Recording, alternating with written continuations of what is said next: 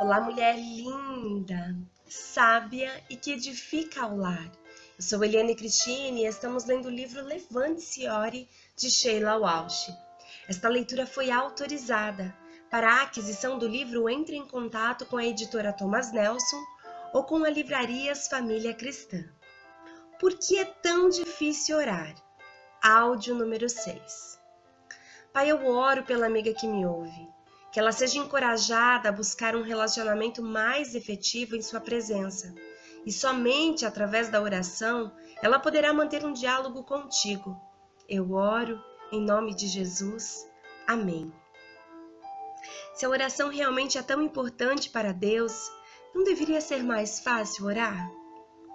Quando um aluno de doutorado em Princeton perguntou o que resta no mundo para a pesquisa da dissertação original, Albert Einstein respondeu: informe-se sobre a oração. Alguém precisa se informar sobre a oração. Citado no Leadership Journal, inverno de 1983. Entregue suas preocupações ao Senhor, e Ele o sustentará. Jamais permitirá que o justo venha a cair. Salmos 55, versos 22. Jamais esquecerei o dia 13 de janeiro de 2007, o dia em que o meu filho fugiu de casa. Eu sempre soube que essa era uma possibilidade. Quando meu irmão Stephen tinha mais ou menos a idade de Christian, de vez em quando ameaçava fugir. Ele fazia a sua pequena mala com todos os seus objetos mais preciosos e a colocava junto à porta como uma advertência. Ele nunca partiu realmente, mas a ameaça estava ali. O que eu não havia previsto com relação a Christian era que ele me diria que estava partindo. Tínhamos acabado de almoçar e eu estava limpando a mesa quando ele me perguntou se eu poderia dar-lhe uma garrafa térmica com chocolate quente. Perguntei se ele estava saindo jogar futebol e ele respondeu: não, mamãe, estou fugindo de casa. Uau, isso é fantástico, disse eu. Você tem ideia para onde vai? Para o norte, eu acho. Sim, vou para o norte, respondeu ele. O norte é bom, comentei. Sempre gostei do norte. Você se importa se eu perguntar por que você vai agora? Sabe, neste momento da sua vida? Pense nisto, mamãe. Nunca acontece nada aqui. Tem você e o papai e os 2 cachorros e isso é tudo. Como é que eu vou ter histórias para contar? Respondeu ele. É um bom motivo, concordei. E o que você vai fazer para arranjar dinheiro? Acho que virei para casa nos fins de semana, respondeu. Bem, isso é ótimo, disse eu. Do que mais você precisa? Vou levar uns 2 bons livros. O cobertor do cachorro, um pacote de biscoito e acho que vou levar a pistola de bolas que o papai me deu no Natal. Eu não levaria a pistola, avisei. Você só tem permissão para usá-la com a supervisão de um adulto. Ele pareceu muito desanimado. E o que farei se houver cobras? Derrame chocolate quente nelas, sugeri. Ouvi dizer que elas detestam isso. Finalmente, a mochila de Christian estava cheia e ele me deu um grande abraço antes de sair pela porta dos fundos. Aonde vai ser a sua primeira parada? Perguntei. Acho que vou parar perto da grande velha árvore junto ao lago, disse ele. Ótima escolha. Eu amo você. Dê notícias. Falei enquanto ele saía. Assim que ele chegou até a porta, corri para cima e fui para a pequena varanda na sala de jogos. Ela dá uma visão clara da velha árvore. Por isso me ajudaria por algum tempo, mas eu ainda tinha de inventar uma estratégia para manter Christian à vista quando ele saísse dali. Decidi que levaria os cães para passear e o seguiria. Se ele me visse, eu simplesmente fingiria estar surpresa e diria: puxa, desculpe, eu não fazia ideia de que aqui era o norte. Observei enquanto Christian sentava-se no cobertor e tirava um de seus livros da mochila. Embora se considerasse crescido, ele ainda parecia um garotinho para mim. Observando, o meu coração doeu, pensando no dia em que ele sairá para o norte e para a vida adulta. Cerca de 15 minutos depois, ele começou a recolher suas coisas. Fiquei observando para que lado ele iria, pronta para sair atrás dele com a velocidade da luz. Ele ficou em pé por alguns instantes, olhando para a direita e depois para a esquerda. Aparentemente o norte não é tão fácil de se identificar como se pode supor. Ele pegou a sua mochila e a colocou novamente no chão e a pegou de novo. Então percebi que ele estava vindo para casa.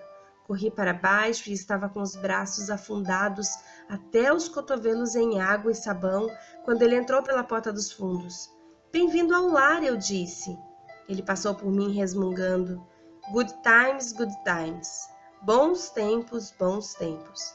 Para os não iniciados, essa é uma música de Billy Ray Cyrus, que ficou popular nos Estados Unidos no programa da Disney Kids, Hannah Montana.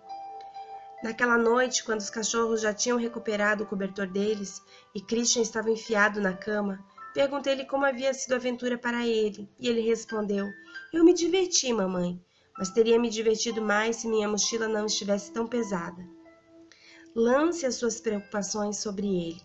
Pensei no comentário de Christian por algum tempo naquela noite, e tenho pensado nisso desde então.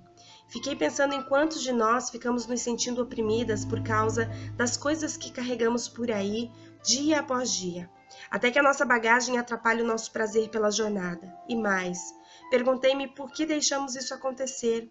A bagagem é inevitável. Quem dentre nós pode passar pela vida sem recolher um pouco de vergonha, de medo ou de insegurança, não é mesmo? A questão é por que insistimos em nos agarrar a essas coisas, protegendo com os ciúmes o nosso lixo como se valesse a pena guardá-lo. A Bíblia nos lembra para lançarmos as nossas preocupações sobre o nosso Pai, porque Ele nos ama e não permitirá que seus filhos venham a cair. Salmos capítulo 55, versos 22, 1 Pedro capítulo 5, verso 7. Embora tenhamos o convite claro de Deus para desfazermos as nossas malas pesadas, parece que achamos muito difícil fazer isso. Preferimos carregar esse peso conosco e aceitar a oferta de Deus. Algumas semanas depois da tentativa de fuga de Christian, eu estava pregando em uma igreja em um domingo pela manhã e fiz 2 perguntas. Como seria se entrássemos por aquelas portas nessa manhã com toda a nossa bagagem invisível? Por que razão carregaríamos nossa bagagem de volta para casa conosco, em vez de descarregá-la em oração? Após o culto, fiquei por ali por algum tempo a fim de estar disponível caso alguém quisesse conversar. E eis algumas das respostas que as pessoas me deram. Não tenho tempo para orar. Estou cansada demais para orar. Começo bem, mas depois me distraio. Para ser sincera, não tenho certeza de que Deus me ouve.